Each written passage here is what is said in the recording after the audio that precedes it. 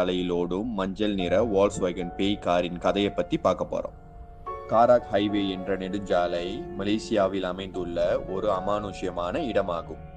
1970களில் கட்டப்பட்ட இந்த நெடுஞ்சாலையில் பல கோரமான கார் விபத்துகள் நடந்து பலர் உயிரிழந்து உள்ளனர். இந்த காராக் நெடுஞ்சாலையில் பல உயிரிழப்புகள் நடக்க காரணம் இங்கு பேய் நடமாட்டம் அதிகம் இருப்பதாலே என்று பலர் கருதுகின்றனர்.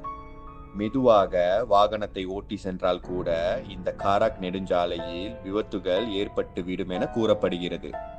பலர் இந்த நெடுஞ்சாலையில் கோரமான விபத்தில் இறந்து போனதால் அந்த சாலையில் அந்த ஆவிகள் மற்ற உயிர் பலியை தேடி அலைவதாக மக்கள் நம்புகின்றனர்.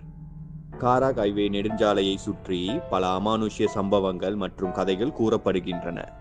இவற்றில் மிகவும் பயங்கரமான கதையாக காராக் ஹைவே நெடுஞ்சாலையில் ஓடும் வால்ஸ்வேகன் பேய் காரின் கதையாகும்.